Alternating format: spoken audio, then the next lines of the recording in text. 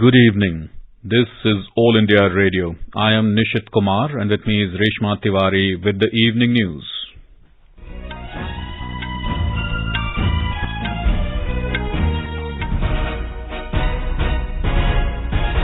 The headlines. Prime Minister Narendra Modi to launch Indian Space Association tomorrow via video conferencing. Coal Ministry reassures that ample coal is available in the country to meet the demand of power plants. Power Minister R.K. Singh says no power shortage will be there in the country. Centre imposes stock limits on edible oils to soften its prices in domestic market. Over 95 crore COVID-19 vaccine doses administered in the country so far. Recovery rate nears 98%. 16 people killed in a plane crash in central Russia. Sports Minister Anurag Thakur says Sports Federation should consult the government before deciding to pull out of big global events. And in IPL cricket, Delhi Capitals clash with Chennai Super Kings in the first qualifier in Dubai. As the nationwide free COVID-19 vaccination campaign at government facilities for those above 18 years is underway, we advise our young listeners not to get vaccinated and also help others get vaccinated. We also advise our listeners not to lower their guard as COVID-19 remains a threat to our health. Please stay at home unless it is essential to go out and continue to follow these three simple steps. Wear a face mask. Maintain 2 gaz ki doori for social distancing and focus on hand and face hygiene.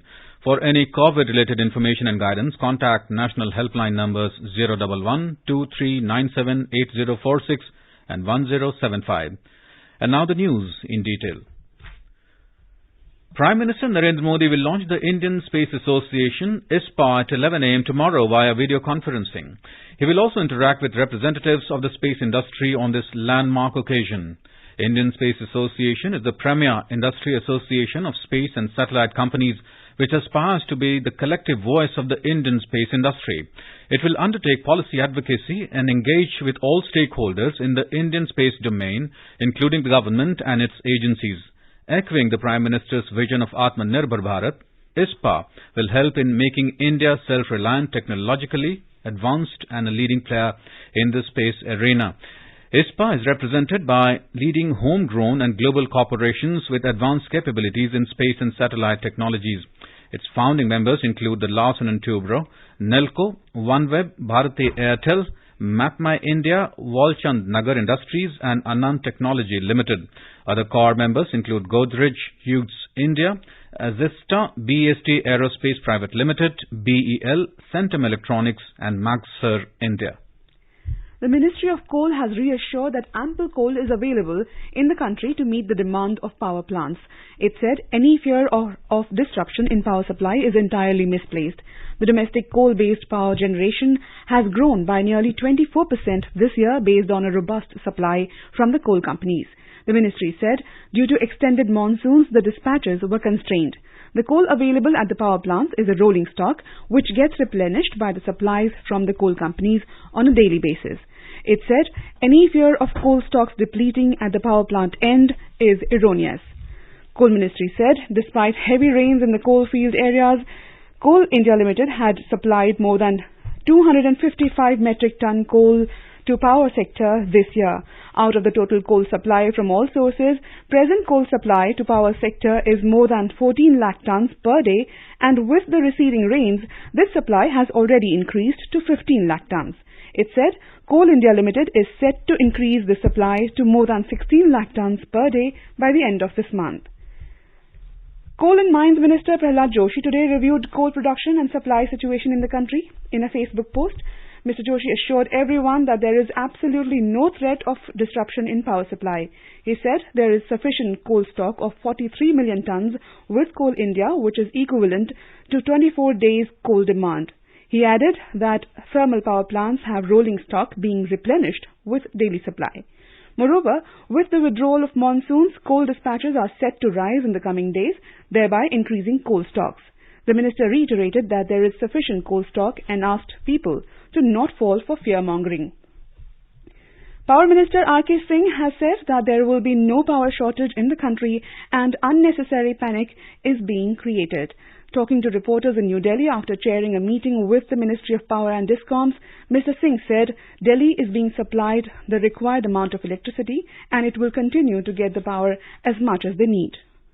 Delhi में जितना demand है उतने power की आपूर्ति हो रही है, चाहे वो एनटीपीसी के स्टेशन से हो, डीवीसी के स्टेशन से हो और कहीं से हो, और जितनी आवश्यकता है उतनी आपूर्ति होती रहेगी। क्राइसिस है नहीं, क्राइसिस था नहीं, ये क्राइसिस अननेसेसरली बनाया गया। The minister said he has asked the GAIL CMD to continue supplying the required amount of gas to power stations across the country. He said neither there was any shortage of gas in the past, nor will it happen in the future. Mr. Singh said his ministry is monitoring every day the coal and gas supply to every power station. Centre has imposed stock limits on edible oils to soften the prices of edible oils in the domestic market. Consumer Affairs Ministry said the Department of Food and Public Distribution has imposed stock limits on edible oils and oilseeds for a period up to the 31st of March next year. The minister said the decision will bring great relief to consumers across the country. The high prices of edible oil in international markets has a substantial impact on the domestic edible oil prices. The minister said the government has formulated a multi-pronged strategy to ensure that the prices of essential commodities like edible oils remain controlled. It said measures like rationalization of import duty structure, launching of a web portal for self-disclosure of stocks held by various stakeholders had already been taken. India has completed administration of 95 crore COVID-19 vaccine doses. Health Minister Mansukh Mandavia said in a tweet that India is marching rapidly towards administering 100 crore vaccine doses. He said the world's largest successful vaccination drive is in full swing and asked people to get vaccinated quickly and encourage friends and family to do the same. The Union Health Minister said the COVID recovery rate in the country now stands at 97.99%. Prime Minister Narendra Modi will launch the first ever National Infrastructure Master Plan, the Pradhan Mantri Gati Shakti, on 13th of October. The Gati Shakti scheme was announced by Mr. Modi on Independence Day this year. This will bring together 16 ministries, including 7 core infrastructure sectors, on one platform to synergize project planning across stakeholder ministries to avoid duplication, expedite clearances and plug gaps at the right time. The Gati Shakti platform will provide information instantaneously, allowing for better coordination. The plan is aimed at achieving 3 basic goals, that is seamless multimodal connectivity to facilitate easy movement of goods and people, improved prioritization, optimal usage of resources, timely creation of capacities, and resolution of issues such as disjointed planning, standardization and clearances. The Gati Shakti Master Plan will provide the framework for the National Infrastructure Pipeline Program and is aimed at making Indian products more competitive by cutting down the logistics costs and improving the supply chains. More from our correspondent. Pradhan Mantri Gati Shakti scheme is aimed at giving a foundation for holistic infrastructure and an integrated pathway to the economy. It will help the country's local manufacturers turn globally competitive. The new initiative, worth over 100 lakh crore rupees, will also bring employment opportunities to the youth. The plan is to attract investment from all over the world for improving the infrastructure of the country. The scheme will also give a new direction and a fresh momentum to the overall infrastructure development of the country. The seamless multimodal connectivity will ensure seamless movement of goods and people and enhance ease of living as well as ease of doing business. With Dipendra Kumar, Suparna Sekia, AIR News, Delhi.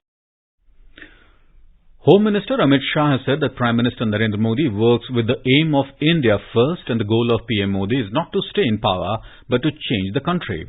Describing Modi as the biggest reformer, Amit Shah said that he made a new model of development that echoes from Gujarat to Delhi. Mr. Shah added that Sabka Saath, Sabka Vikas, Sabka Vishwas is the NDA government's goal. उनका मानना है और कई बार सार्वजनिक जीवन में उन्होंने कहा भी है कि हम देश बदलने के लिए सरकार में आए हैं, सरकार चलाने के लिए सरकार में आए हैं। हमारा लक्ष्य देश के अंदर परिवर्तन लाना है, दुनिया के सबसे बड़े लोकतंत्र को विश्व में एक सम्मानजनक स्थान पर पहुंचाना है। हमारा युवा धन पश्चिम और अमेरिका की ओर न जाता अगर ये फैसले सालों पहले हो गए होते तो, जो आज हो रहे हैं।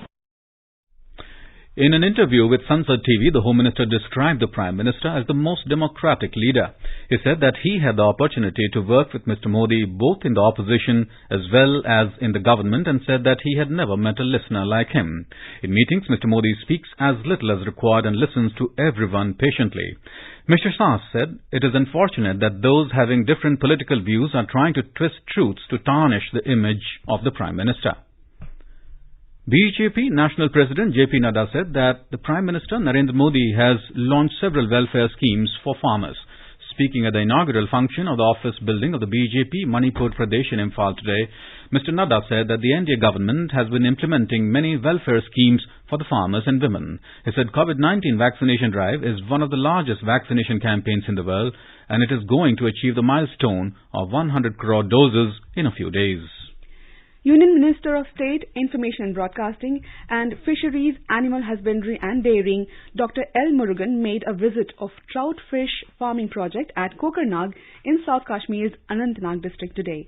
The minister inspected the rearing units, machinery and other facilities available at the farm and interacted with the fish farmers. He handed over Pradhan Mantri Matsya Sampada Yojana PMMSY trout unit allotments to the beneficiaries and distributed certificates of excellence among the fishers. Earlier, the minister inaugurated sheep breeding farm at Zawura in Shopian district and visited apple orchards there. On the occasion, he said that Prime Minister Narendra Modi desires the overall development of Jammu and Kashmir. The minister said that the youth of Jammu and Kashmir should come forward and avail the benefits of centrally sponsored schemes for increasing their income. Railways has successfully operated two long-haul freight trains, Trishul and Garuda, for the first time over South Central Railway. Long-haul trains, which are twice or multiple times longer than the normal composition of freight trains, provide a very effective solution to the problem of capacity constraints in critical sections. Railway Ministry said Trishul is the first long haul of South Central Railway comprising of 3 freight trains of 177 wagons. This train was started on the 7th of this month from Kondapalli station of Vijayawada division to Khurda division of East Coast Railway. The ministry said South Central Railway followed it up with running off yet another similar one named Garud on the 8th of this month from Raichur of Guntakal division to Managuru of Sikandrabad division.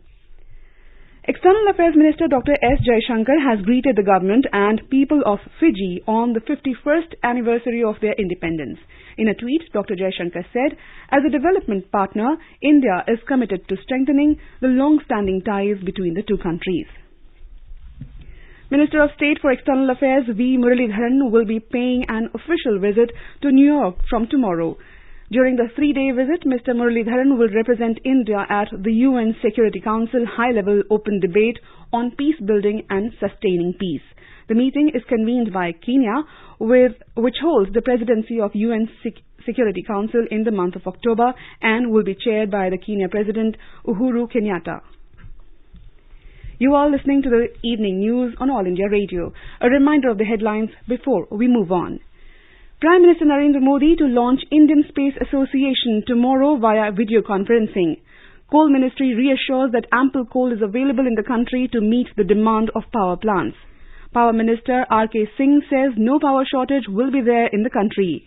Centre imposes stock limits on edible oils to soften its prices in domestic market. Over 95 crore COVID-19 vaccine doses administered in the country so far, recovery rate nears 98%.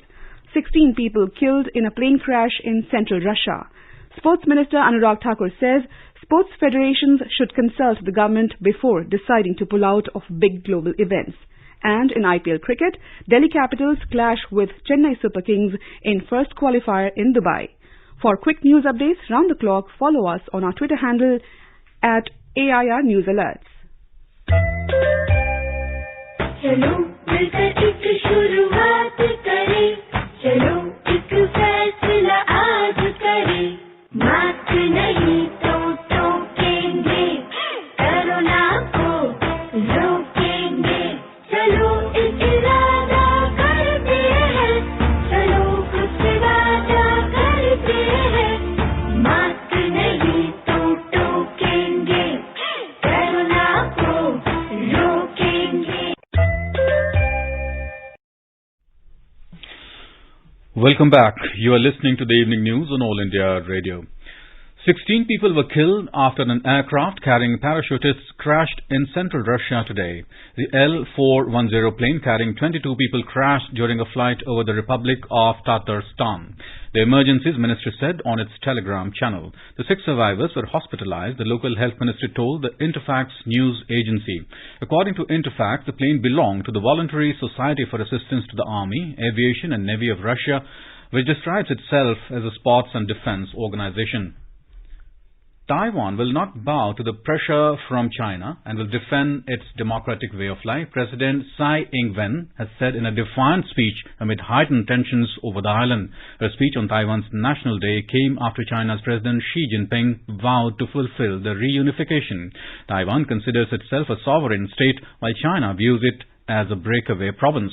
Beijing has not ruled out the possible use of force to achieve unification. Ms. Tsai was re-elected by a landslide last year on a promise to stand up to Beijing. In her speech today, she said Taiwan is standing on democracy's first line of defense.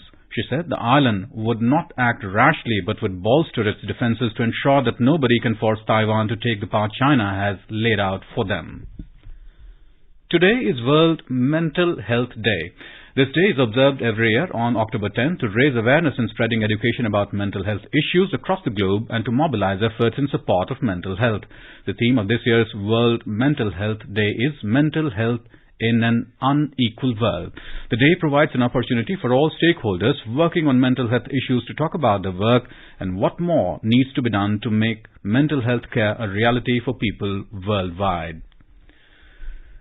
Union Minister for Health and Family Welfare Dr. Mansukh Mandavia has underscored the importance of family, friends and relatives in having a good mental health.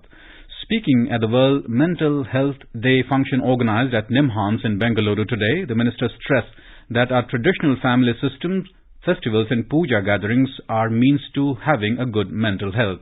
He regretted that changing family structures and lifestyles have increased the mental stress in society. Addressing the 25th convocation of Nimhans in Bengaluru, Dr. Mandavia called upon healthcare professionals to play a pivotal role in creation of New India.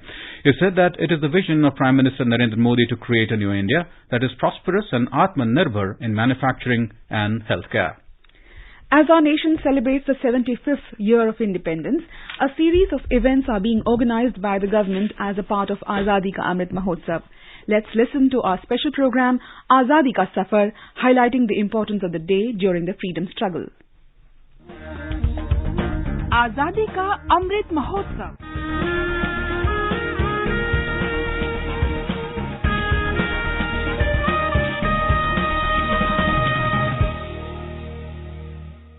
Azadi Ka Safar with AIR News.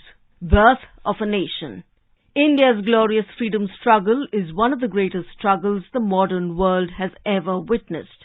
AIR News brings you a glimpse of the struggle every day. Today is the birth anniversary of freedom fighter Badruddin Tayabji. He was born in Bombay on the 10th of October 1844. Tayabji was a founding member of the Indian National Congress. He was selected as the third president of the Congress from 1887 to 1888. Tayabji studied in Europe. He returned to India in December 1867 and became the first Indian barrister in the High Court of Bombay. At that time, there was neither an Indian lawyer nor a judge. As a judge of the Bombay High Court, he was known for his courage and impartiality, which became clear in his granting bail to Bal Gangadhar Tilak in a sedition case in 1897 after it had been rejected thrice by others.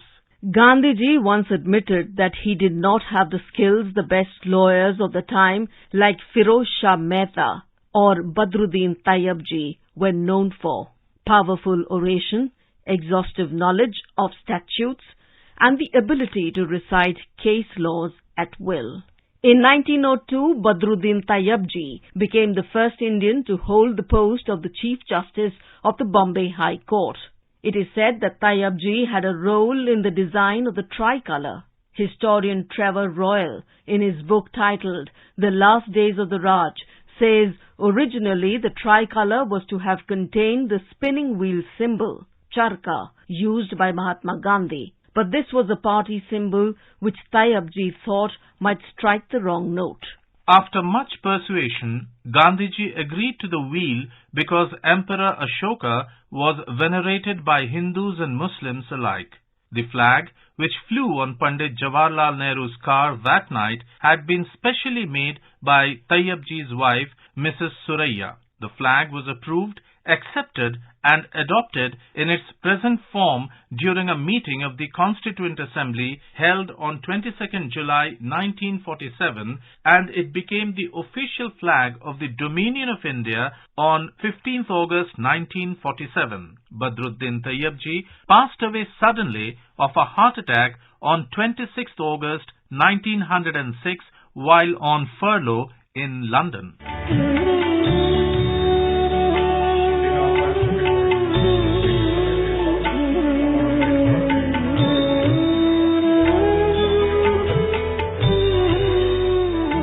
Do you know why freedom fighter Kushal Kumar of Assam was hanged to death by the British during the Quit India movement of 1942? Well, he was charged for his alleged role in the derailment of a train carrying British soldiers in Assam. It was on 10th October 1942. The train derailed at 1:52 in the night, about 1 kilometer away from Sarupathar railway station in Golaghat district. According to witnesses, about 1,000 British soldiers were killed in the accident. Immediately after the accident, police and army personnel cordoned off the area and indulged in indiscriminate atrocities and arrests.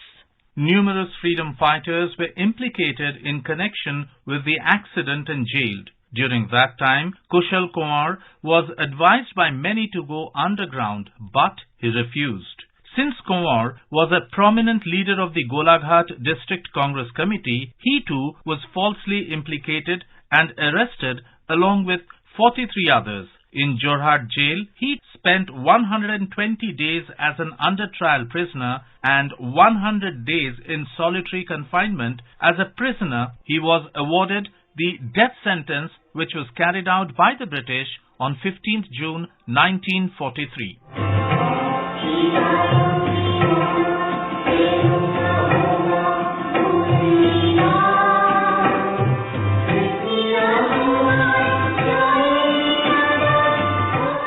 The 38-year-old freedom fighter's life was snuffed out in an unjust manner, but he died a glorious death, having sacrificed his life in the prime of his youth for the cause of his country. In 2016, the Assam government decided to preserve the martyr's house at Balijan near Sarupathar. That brings us to the end of this episode of Azadi Ka Safar with AIR News. See you in the next episode tomorrow.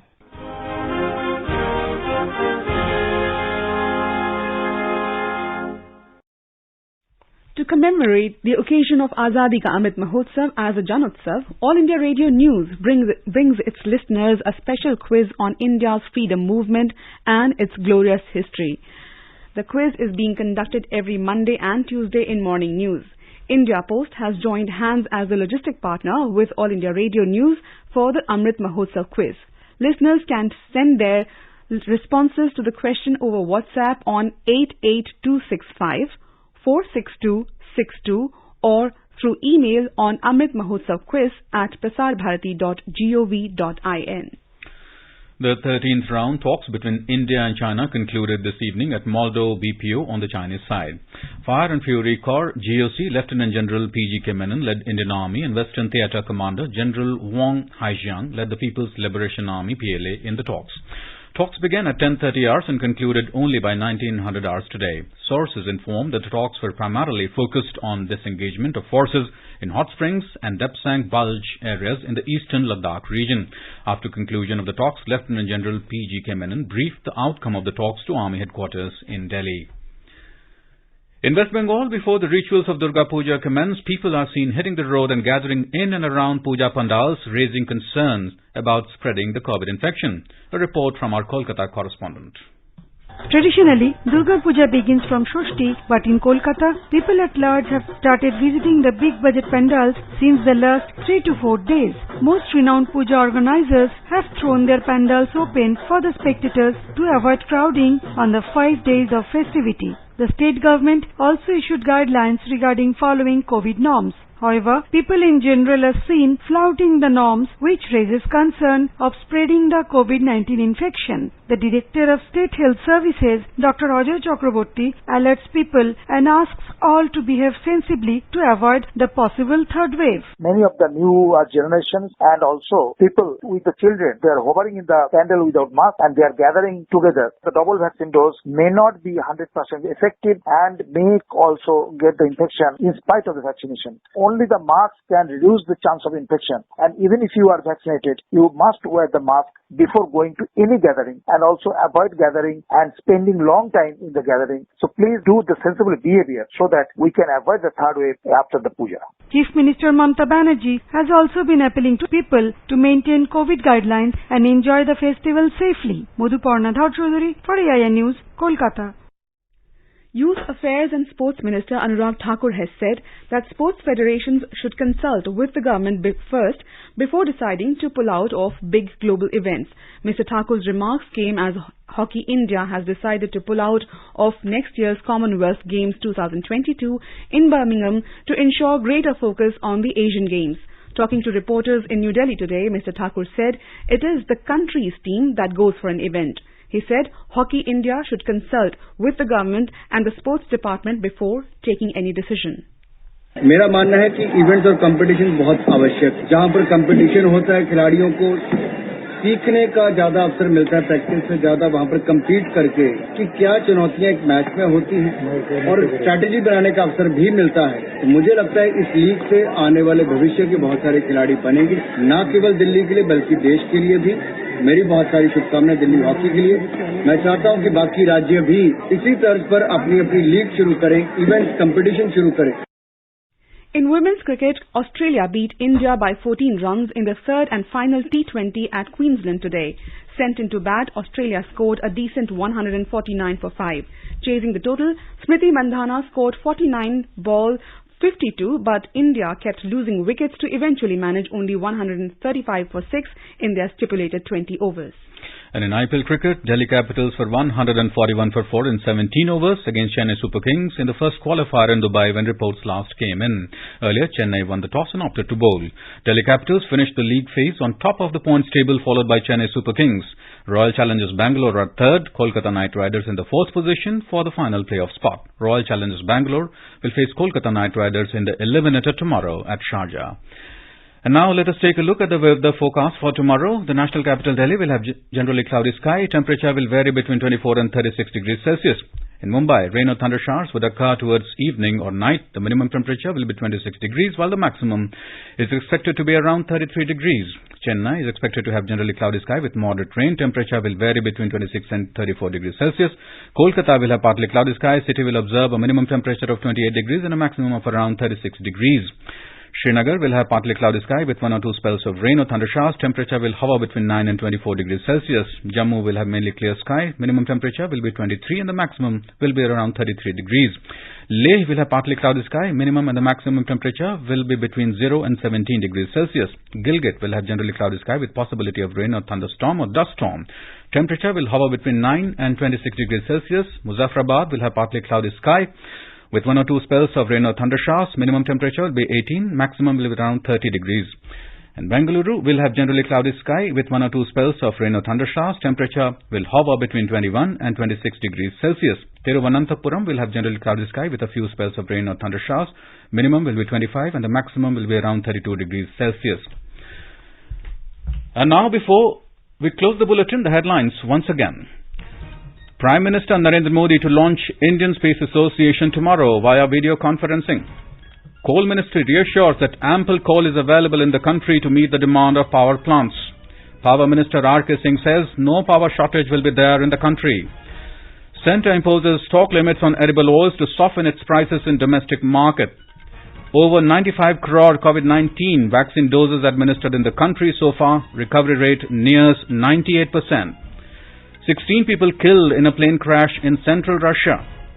Sports Minister Anurag Thakur says sports federation should consult the government before deciding to pull out of big global events.